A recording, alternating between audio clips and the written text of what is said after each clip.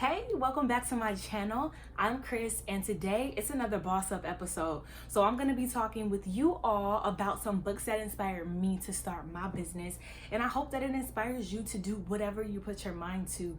These books have helped me tremendously, and I recommend them to anybody I know, see, meet, because they're just great. They have less to do with business and more to do with you and your mind state. So let's get into it. Let's go. So this is gonna be a short list. I could go on and on and on about so many books that I have read that have impacted me, but these three books that I always continuously go back to read really helped my mind state. And the first book that heavily impacted me that I recommend everyone to read is a book called Big Magic. I will list all these books below, but Big Magic, it's magical. Seriously, this book is so powerful. It talks about creativity and a lot of struggles that creatives go through. And the author talks a lot about her experiences as a writer and some of her milestones that helped her get through to where she is at now. She's like a #1 Times bestseller for many books. And she talks about her experiences and her own personal hurdles. This book was important to me because she humanized creativity and ideas, and she introduced this concept that, you know, some people might not agree with, but she introduces this concept about ideas and how if you don't move on an idea, ideas are energy and they'll move to someone else if you don't take advantage of it. And I'm an artist as well as a candle maker, so that really resonated with me when I had all of these ideas for my music or whatever it was and I didn't move on them, and to see someone take that specific idea, I'm not talking about I want to write a love song. I'm talking about I want to write a love song about a man named James, and then a song about a man named James comes on. Like, she kind of breaks it down very specifically and relates it to her personal life experiences. And that's just a small snippet about what the book is about, but anyone I have ever told to read this book and actually read it came back to me like, yo, I didn't even know I needed this, because I didn't know I needed this. Somebody was like, you just need to read this book. And I was like, all right, I'll read it. And that book, probably one of the most powerful books that I've read in a long time.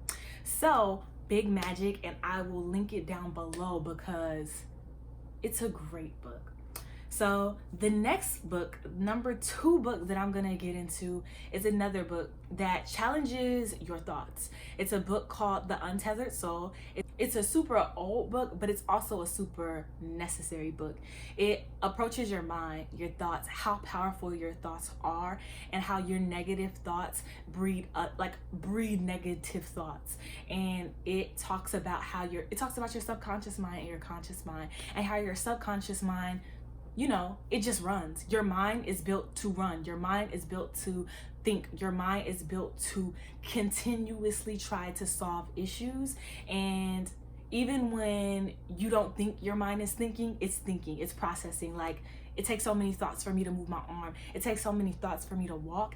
And a lot of us take our subconscious mind as truth, when really it's our mind just doing its job and thinking. So when we have negative thoughts, we have the ability to say, no, that's not true.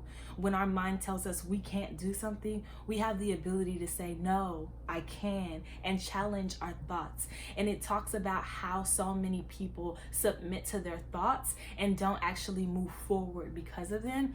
And I just recommend that book because I know a lot of people that struggle with getting out of their own head to do what they actually want to do because of fear, because of anxiety, because of all of these outside things that actually have nothing to do with them pursuing it. Because if we set aside fear, if we set aside our anxiety, if we set aside all of the things that start in our minds and actually move forward, things fall in place. Have y'all ever noticed when you start really doing something, all of the things that you worried about before just appear, just come, just people come to you, things come to you. There's no coincidence in that. And that book talks a lot about your mind and your actions and how they relate to one another, and how you don't have to listen to yourself. You don't have to listen to the thoughts. You don't have to listen to the negativity. You can shut that off and you can rewire your mind to think and do what you want it to do. So I love that book specifically. It is a little boring if you go audio book, like if you like audiobooks, it is a little boring. I don't really like it like that, but I do know people who liked it on audiobook more. But I'm just a tangible book person. But not only am I a tangible book person, like I read a lot of stuff on my iPad. Like I just like to read. I don't really like to listen often, just because my mind be wandering. You know what I'm saying? Let this book help you out. So the next book, and this is probably gonna be the last book. I don't want to keep this video long, but these books are, I could go on. I'm even second guessing if I want this to be the last book. But this book I love. I actually have the physical copy of this book somewhere, but this book I love because it's not a self-help book.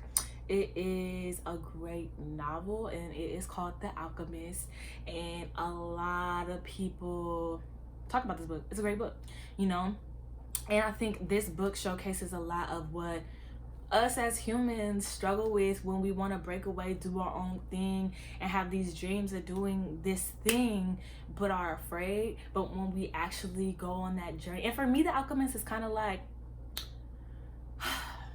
the road towards your dreams is like not always going to be what you imagine. Like the dream, you always imagine the dream, but you don't ever imagine the journey. And I think this book showcases the journey of the dream and how that ends up. And I think that a lot of times our dreams are glorified and made into these, it's like fairy tales almost. Like, I'm gonna be a billionaire one day, but a lot of us don't think about what it takes to be a billionaire. Like all the sacrifices that come along with that. You're gonna lose friends, you're gonna lose family, you're gonna lose money. It's not always gonna be easy, and it's not gonna be a cakewalk. And I think I like this book a lot, and I have read this book I don't know how many times. I always go back to it because it's just some tidbits of knowledge in there. There's some quotables that I really appreciate, and I think that it's a great story. It's a fiction story, but there's so much reality in it, and the journey to our dream it's not a fairy tale. And I think that this showcases a lot of the struggles and a lot of the things that like we all struggle with when on pursuit of something that we want, whether it's a job, whether it's a business, whether it's a creative endeavor. We all have this journey that we have to go through, and we always think about the dream but forget about the lessons we learn along the way, and how those are also necessary for us to be able to even hold that dream, to be able to live in that dream, to be able to keep that dream once we get to it. And so I love that book, and that is all for today. If you guys want me to keep giving y'all book recommendations, I can do that too. But I just wanted to add this boss up episode because we all need to boss up, and we gotta boss up our mind, we gotta boss up our body, and we gotta boss up our businesses, our ideas, and our creative ideas and endeavors. So I just want to encourage y'all. Tell me what y'all working on. Comment down below if you read these books. Tell me what you think about them. And let's start a real discussion, because these books really, really, really changed my perspective, changed my mind state, and changed my idea on what I thought it meant to be creative. So let me know what y'all think, and I will see y'all next time. Thanks for tuning in to Boss Up, and let's get it. Let's boss up in 2020, okay? Let's get it. All right, I'll see y'all later. Bye.